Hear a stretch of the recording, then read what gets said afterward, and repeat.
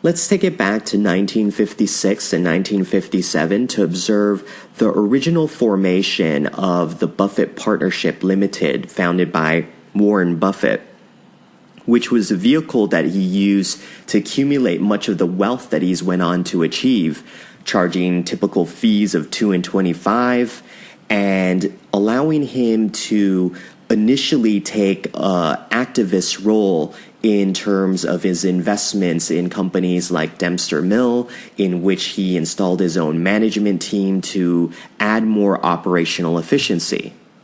Berkshire Hathaway was eventually acquired, allowing the partnership to become more like a holdings company in which Berkshire Hathaway was able to provide the insurance premiums that were critical for him to utilize the capital for future investments. Buffett is typically known for investing in companies like Coca-Cola and Geico, and that's heavily covered by many people in the markets and in the media. But what is not understood is that Buffett is actually very much engaged in entrepreneurial activities, providing seed capital. He also places complex, effectively, bets in derivative markets, bond markets, and is not necessarily a pure stock picker. If you take a look at his portfolio, you'll see that stocks make up only 28% of Berkshire's enterprise value as of 2013, despite being very famous for investing in Coke, American Express, and Moody's. They only account for 8% of the total market cap. So if you take a look at some of Buffett's more famous purchases, you'll notice that they weren't even traditional. For example, they were more distress acquisitions, such as American Express and the deal that he achieved with Goldman Sachs and General Electric in 2008. He effectively demanded a 5-year warrant deal that paid him off quite handsomely.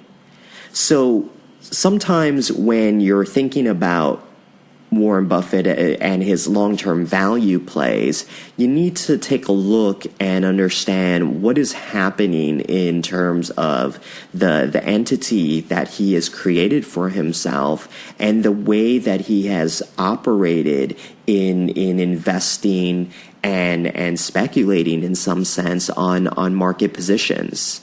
So I think what would be really interesting to start off what I've already labeled as Value Investing Week was to highlight one of the books that Warren Buffett has declared number one on his reading list on his annual shareholder letter to investors in about 2012, which is called The Outsiders. I've had the luxury of sitting down to speak with the author about this book, some of the concepts in it, and you'll start to even understand that this is not some of the things that are typically spoken about when analyzing Warren Buffett's approach to investing. You're not necessarily talking about companies that are quote unquote cheap, but we're actually talking about things such as economic goodwill, which is extremely undercovered by the press and the media. So I hope you enjoy this new interview, and I hope you can appreciate what we're going to try to deliver for you through the course of this week, which I label as Value Investing Week. So, thank you. You are now listening to The Big Trade with Peter Pham, enlightening conversations for maximum market returns.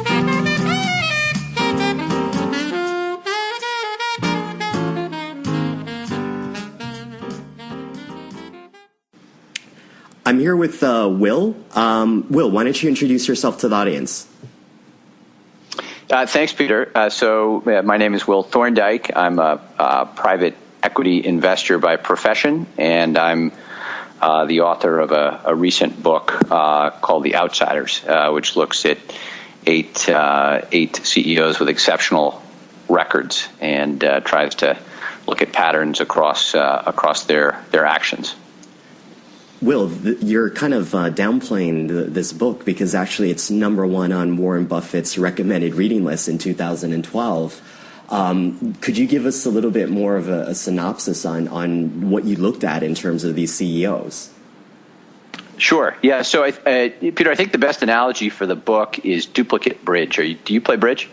No, I don't actually. Tell me about it. Yeah. So, I'm not a great bridge player, but duplicate bridge is an advanced form of bridge in which a group of teams of two show up in a room, and they're then divided into tables of four, each of which is then dealt the exact same cards in the exact same sequence. So, eliminating the role of luck. Okay. And at the end of the evening, the team with the most points wins. So it's designed to be a pretty pure test of skill. Uh-huh. And I would contend that over long periods of time in an industry, it's duplicate bridge. All of the firms in the industry are dealt effectively the same hand. And so if one company materially outperforms the peers, that's worthy of study. And so each of the 8 CEOs in the book fit that pattern. They had to meet 2 tests. They had to have better performance relative to the S&P 500 than Jack Welch had during his tenure at GE. Mm-hmm. That's sort of the absolute test. And then they had to crush their peer group. They had to have meaningfully better performance than their peers. So on average, they outperformed the S&P by 20-fold and their peer group by 7-fold. And so, sort of by definition, in order to have that sort of outperformance, they had to be doing things differently than their peers. But it turned out that the specific actions they were taking were remarkably similar across the group. And so the book centers on that pattern. That's so interesting because in Asia there's a game called Go, which is kind of like the Western equivalent to chess, whereas chess pieces actually there's different strengths for various different pieces. In Go, which uses basically white chips and black chips, and it's about a game of surrounding, and it's very similar to what you described about in terms of a game of attrition. You're actually trying to surround your opponent in an even playing field with the same number of pieces and just placing them strategically within the board. So that was that's a very interesting analogy that you just provided. I've also seen the same stuff in Moneyball, which Michael Lewis talks about. He talks about competing actually in an unfair market in which, you have teams like the New York Yankees, which, they have a significant a spending budget or a salary cap, for example, whereas, these underdeveloped teams have less of a budget and they have to find innovative ways to compete. So that's a fantastic analogy. In terms of the basically these CEOs, could you mentioned to me about like the criteria of beating the S&P 500, but what were the variables, for example, that made these CEOs exceptional? Yeah, so there's the pattern tended to center on capital allocation, or I guess I'd more broadly describe it as resource allocation. So most significant piece of that is how a CEO chooses to allocate the firm's profits. So basically, the framework there is for a CEO to be successful in the long term, they have to do 2 things well. They have to optimize the profits of the business they're running. They then have to invest those profits. And that second activity has the somewhat unwieldy name of capital allocation. And over long periods of time, it has a disproportionately large impact on shareholder returns. And so basically, there are only 3 ways that a business can raise capital. They can tap their profitability, they can raise debt, or they can sell equity. And there are only 5 things they can do with it. They can, invest in their existing operations. Mm-hmm. They can buy another company. They can pay down debt. They can repurchase their shares, and they can pay dividends. So that's it. And so over long periods of time, the decisions CEOs make across those 3 sources and those 5 uses of capital have a giant disproportionate impact on long-term results. And this group just made very different decisions in that area than their peers did. So in terms of these allocations of capital, do you have like a ranking system, for example, based on where the company is in terms of growth? Because obviously there's some companies that are going to be looking for ways that they can stimulate organic growth. There's some mature businesses that are providing, significantly more attractive shareholder yield. So how do you kind of like determine or rank the allocation of capital? Say, for example, on a real-time basis when you're listening to quarterly earnings of companies, and is this more about an assessment on the CEO's capability to think almost like an investor? Yes. So the short answer is to your question is yes. I think the key is that the CEO be analytical and rigorous in how they think through the various alternatives. And you're right, the attractiveness of those various alternatives will vary with every company's stage of development and growth and situation. So when a company is early on in its development, the opportunity to allocate capital towards internal operations, towards internal growth is likely to be very compelling. As the business matures, that alternative will become less compelling, and other alternatives, like buying other companies or repurchasing their own stock or paying a dividend, will increase in attractiveness, and they all need to be weighed against each other, on sort of a risk-reward basis, and then, the CEO needs to be just rational in how they choose among them.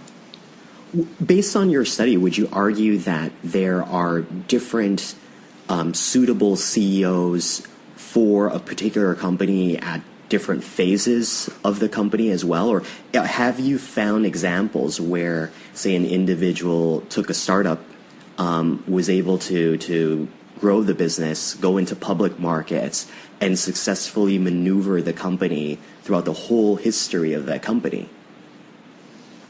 Yeah, the short answer is that I think the mindset applies across the various stages in a company's development. And sort of the first CEO that I profiled, the first, the sort of progenitor of the whole book, was a guy named Henry Singleton, who built a company called Teledyne from, starting in the early 60s into the 1990s. And he was the founder from the startup phase, and he ran it, through to the into the early 90s, almost 30 years. So I think the most important thing is whether it's a company that is in a rapid growth mode or in a mature or even declining situation, that the CEO be themselves intimately involved in these decisions, and that they be conservative and analytical and rigorous in how they think about them. And what about, because as you've seen, there's been a lot of famous CEOs. You use this example about like Jack Welch, maybe modern day examples like Steve Jobs, Mark Zuckerberg. Is there a way that, or have you found examples in which a CEO almost effectively acts like almost like a cult of personality and has successfully maneuvered the financials of the company in savvy way? So like when we take a look at Facebook and their acquisition of companies like Instagram for like $1 billion, does this stuff kind of rub you the wrong way from an investment perspective? I think, in business, I think you have occasional unique geniuses. Mm-hmm. And I think Jobs and Zuckerberg fall into that category. And it's not something that, an ordinary, typical CEO of a public or private company can emulate, the sort of technical or marketing capabilities. I think I'd put Sam Walton and Herb Kelleher in that same category in terms of their marketing expertise. So I think you get occasional unique geniuses who can, create from scratch,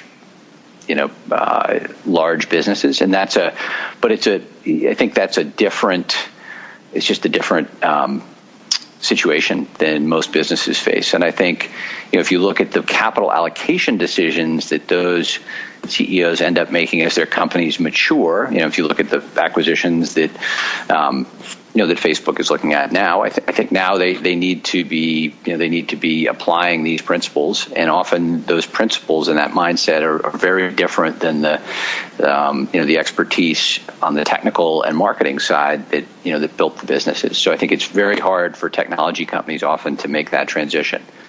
Yeah, exactly. Because I get a sense that even if you take the whole genius component, you take the, the 10,000 hours to achieve significant mastery, it's more about, say, for example, their understanding about information technology. But when you're involved with capital markets, I noticed in that your book, you kind of discuss about the role that the CEO should have in terms of, like, their relationship with the financial officer, how their treasury is being utilized. Could you elaborate more about that role, where it shouldn't just be sheerly like, strict allocation to that task to a CFO, and where the CEO actually needs to have greater oversight to that to some extent as well? Yeah, I think it's critical that the CEO not delegate key financial decision-making and analysis to his finance team, to the CFO and the finance team. I think it's important that the CEO themselves be actively involved in that process and have the basic analytical ability to help drive that process. And is there any instances in which we've seen a CEO successfully maneuver the balance sheet and capital allocation as you still have kind of like a forward marketing cult of personality CEO? Well, listen, the companies you mentioned have all been extremely successful, and in terms of Apple and Facebook, I mean, those are exceptional businesses, and have been well run. Have they optimized the capital allocation part of the piece of the equation? And I'm not intimately familiar with either company, but my guess is they've not fully optimized for that, but they haven't needed to this stage in their development. I think you can look at an even more mature technology business like Microsoft, and you can make the argument that they have missed some capital allocation opportunities over the last 5 to 10 years as they've continued to devote capital to research and development, and have not been as active in looking at repurchasing shares or paying special dividends or other alternatives they might have. Again, I've not studied those situations, but I do think the skill sets are somewhat different, and the situations are somewhat different. So say you're trying to quantify a screen for some of the aspects you're referring to in terms of capital allocation. What kind of metrics would I be looking at? Is it free cash flow, retained earnings? What would I be considering in terms of a good capital allocator from a financial analysis perspective? Yeah, well, I think again, I think relative performance is a key marker, right? So if the CEO has been in the seat for more than 5 years, certainly as much as 10 years, I think you can look at the performance of their stock, the per share performance relative to the peer group, and that's I think that's a marker. I think you can look at signals like, have they been significant repurchasers of their stock? What of the acquisitions that they've made, how have they performed relative to the expectations that management laid out at the time of the acquisition? Have they met, exceeded, or fallen short of those? How have they considered special dividends? Are they using leverage? Just sort of looking systematically at these decisions retrospectively. I think you can get a very strong sense for kind of thought process on the part of a CEO and management team. Earlier on, and when a CEO is earlier in their career, I think you have to look to more qualitative signals like sort of metrics and vocabulary, and I think those can actually be quite telling, but they're earlier. Very interesting. So you mentioned to me offline that you've seen some very interesting examples as of late. Would you be willing to share some of those examples to the audience?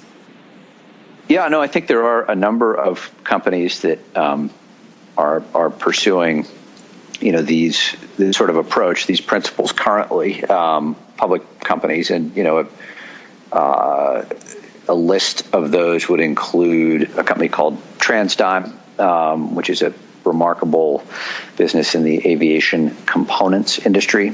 A company called Valiant Pharmaceuticals, I believe, is going to end up qualifying, although the CEO there is still fairly early in their tenure. They've been in the seat about 5 years, but that's a very interesting business, much in the news recently as they tried to take over another pharmaceutical company at the end of last year called Allergan.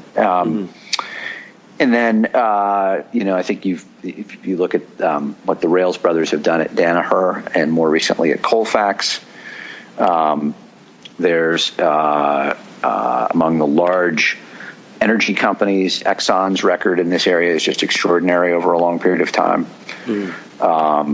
There's a reinsurance company called Arch Re that's done an excellent job in this area, a home builder called NVR, a Canadian software company called Constellation Software, and a group of sort of niche insurance businesses that have followed sort of a Berkshire Hathaway type model with very good results over the last 10 to 20 years. A company called Markel and one called Fairfax and one called White Mountains. Have you had a chance to look at? Sorry, go on. No, I think that's a pretty good list. What are your thoughts on Sears Holdings? Have you had a chance to take a look at what Eddie Lampert's doing? I haven't looked in detail at that. I think what Eddie Lampert did at AutoZone is extraordinary and speaks for itself, and is an excellent example of these principles at work. Sears Holdings I've not followed as closely, and it's just an industry and business that I don't know as well. I think it's interesting. He's pursuing an aggressive strategy there, and it'll be interesting to see how that works out. Who's the best CEO in your opinion within the last 50 years? Yeah, that's a tough question. And why? Why? So, that's the key question, right? Okay. Yeah. So I would say that this year is Buffett's 50th year as in the CEO seat at Berkshire Hathaway, and it's just impossible to ignore the long-term record there. It's truly extraordinary. So he's got to be at the head of the list. I think in that same super elite category, I would put two other CEOs kind of neck and neck with Warren Buffett. One would be John Malone, who has done an extraordinary job over a long period of time, first at TCI and over the last 15 or 16 years at the various Liberty Media entities and diaspora, just extraordinary long-term returns. And then Henry Singleton, who I mentioned before, who's really sort of the pioneer of a lot of these concepts, and just put up an extraordinary record over almost 30 years at Teledyne, the company I mentioned earlier. Regarding Buffett, I've actually heard some criticism about how he's handled his investment in Coca-Cola, for example, and Coca-Cola not being, having changed their capital allocation strategy. And I've also heard the same criticism towards IBM, for example, if IBM's going out doing a lot of share buybacks, being able to borrow at low interest rates, but where's the growth? So what are your thoughts on some of that criticism? Yeah, so I can't say that I have intimate familiarity with either company or situation. I think in the case of Coca-Cola, that was a compensation-related criticism. Mm-hmm. And I think, my understanding is that, that Buffett weighed in quite strongly and ended up, what ended up happening there is that the board ended up withdrawing and reconstituting the equity plan there in the face of shareholder concerns. And my understanding is Buffett played a key role in bringing that about. He just did it in a quieter, more offline fashion, which I think is more his style than some of the activists now. Yeah. So, I think they ended up in a place that makes a lot of sense for shareholders there. I think the original proposal was on the aggressive side, okay, from shareholders' perspective, but I think there was a revision there, and I think Buffett was a key catalyst in that, just quietly. As it relates to IBM, I think the jury's still out, honestly. I think it's too early. This is true generally with buybacks. It's really hard to evaluate buyback returns over short periods of time, right? Mm-hmm. If you looked at Henry Singleton has probably the best buyback record of any CEO ever in terms of the amount purchased and the IRRs of those purchases, but at any point in time over the first 3 to 5 years after each of those repurchases, they looked, at different points in time, they looked very poor. So I think you really have to take the long view in evaluating those decisions, and we just don't have enough time. And the short-term results at IBM, I understand have been disappointing, but I think the long-term thesis may very well still be intact there. And if so, allocating capital to buybacks, given the amount of free cash I believe that business generates, could be an excellent decision. I just think it's too early to tell. But also, Will, who are we to assess, the magnitude of quality of capital allocation? Because you effectively have to think about things like the business cycle, and who knows what the CEO is thinking to some extent relative to what you understand. Say, for example, if people believe that rates are going to be going up in the not too distant future, sometime this year, doesn't that have some kind of impact also? And no one really has that crystal ball, and everyone's just basically, this whole environment of quantitative easing has basically been, everyone just is dancing until the music stops. So what are your thoughts on that? Yeah. So, in answer to the question, again, I don't think you can have a definitive point of view on the decisions, capital allocation decisions the CEO makes until, a reasonable point into the future, right? Until you see how that plays out. In the interim, all you can do, so you can look retrospectively at decisions the CEO made, and you can have a point of view on how effective, a very clear, data-driven point of view on how effective those decisions were. In the shorter term, I think you have to listen carefully to the logic and decide for yourself whether it resonates and whether it makes sense. And what's interesting is to look for CEOs who are doing things differently than their peers. Taking actions in capital allocation that are different than their peers, and then listen to the rationale and see if it resonates.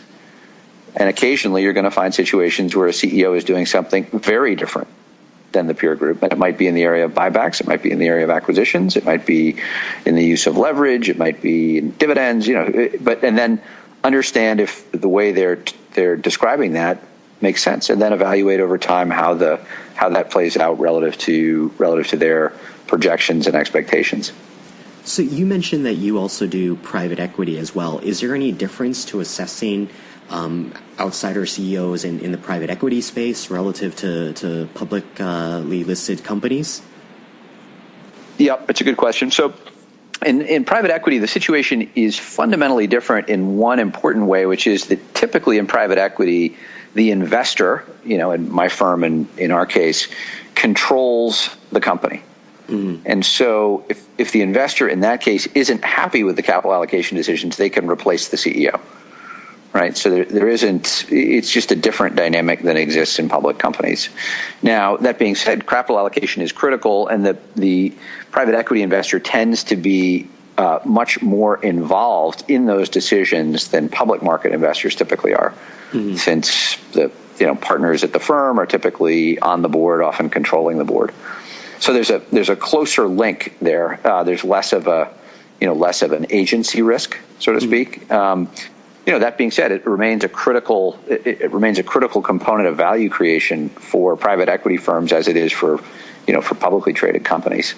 I think the alternatives and the priority vary a bit between private equity backed businesses and public companies. And I can go into that if that's of interest, but I think that's the primary difference is the control by the investors. Sure. If you could just give us a little dabble on what your thoughts are on that would be great. Yeah, so I think in private equity, decision making for capital allocation is generally pretty rational. I think where it can fall apart a bit is it can tend to overemphasize debt pay down, it can overemphasize the use of leverage in the acquisition, and then the pay down of debt as a capital allocation alternative going forward. And then secondly, I think often there's an incentive on the part of private equity investors as they approach the time when they may sell the company after they've been in it for 3 or 4 years, when they may choose to underinvest in operations, in internal growth opportunities to optimize near-term cash flows in advance of an exit, right? So, and also in private equity, another difference is it's harder generally to repurchase shares. Often there just aren't other investors who are owners and candidates to buy shares from. Yeah. And secondly, those investors tend to be less likely to sell than the incremental investor in the public market. One more question. I know we're almost running out of time here, Will, but I got to pick your brain on this one. Is in Asia, a lot of companies, for example, for them to get financing and leverage, they actually usually have to provide hard assets as collateral in order to do so. So many companies, like in China, Vietnam, for example, what they tend to do is they actually tend to allocate and acquire as many hard assets as possible, primarily real estate, for example. And the issue is that, say, for example, it's a fantastic operating business. They're creating garments, for example, and they're buying a whole bunch of real estate in order to get potential financing in the future. It actually, the banking system itself kind of dictates some of the decisions and capital allocation decisions that the CEOs make. And the issue is that when some of these companies, or if there's like a real estate glut, then boom, all these companies are immediately affected. So how much do you think the banks play a role in how a CEO is strategically planning out capital allocation? Yeah, well, I'm not familiar with the Asian situation, and that situation, as you describe it, I mean, that is leading to suboptimal decision making and capital allocation in those companies if they are actively pursuing ownership of real estate assets to attract leverage. That sounds to me as though that's very dangerous and not very rational. I think in the U.S. you have a more developed, more sophisticated banking market than the one you just described, and one where lenders really do understand increasingly over the last 20 years the value and security of lending against recurring cash flow streams, exactly. Not just hard assets. And so I think the best capital allocators are active but prudent users of leverage, particularly in businesses that have very predictable cash flows. There are a number of examples in the book of CEOs whose businesses had those types of cash flows and who were very successful in optimizing the use of leverage around them. Yeah, I often talk about like the structural environment in terms of what creditors are willing to provide you, what the capital markets are like, which also affect the behavior of the CEO. Because if you have a bank that's like kind of like slapping your hand and saying you can't do this, or if they're saying, okay, if you do this, I'll give you this, it really does have an impact on the company. Because even if it was a fantastic operating business generating tons of reoccurring cash flows, and if they're just saying, hey, we need to buy another factory because we're trying to achieve growth and we can't do it unless we buy the land, they're kind of handicapped in a sense, Will. And I think that many people do not talk about that in terms of how they analyze companies, because the whole argument about many of the companies in Asia is it's the parent company and then there's gazillion subsidiaries, and they're all doing non-core businesses, and it's extremely frustrating from an investor's perspective on why the company is structured the way that it is. But it's what the central banks of those countries are kind of like dictating to them. So, I wanted to share that to you in terms of an observation for the markets here. But overall, yeah, that's interesting. I hope maybe we can talk about them sometime in the future as well, because it affects how people should be looking at companies and investing in them. And sometimes what happens in less developed markets is they argue that, well, the CEO has a fantastic track record and that, he's doing something that is relatively nationalistic to go out and buy a 1% equity stake in a football club, for example. But frankly, it's just absolutely ridiculous. And I'm actually trying to communicate that to Asian investors of capital markets, or even multinational institutional investors into some of these companies, just to say, hey, no, it doesn't have to be like that. And I genuinely believe there's an arbitrage that exists, because if you can source the creditor to these foreign companies, then they don't have to be the way that they are. So I think that's a fantastic whole new market that no one's really addressing properly. You have some private equity guys, you have some, fund management companies, but I genuinely believe that it's still not being addressed sufficiently.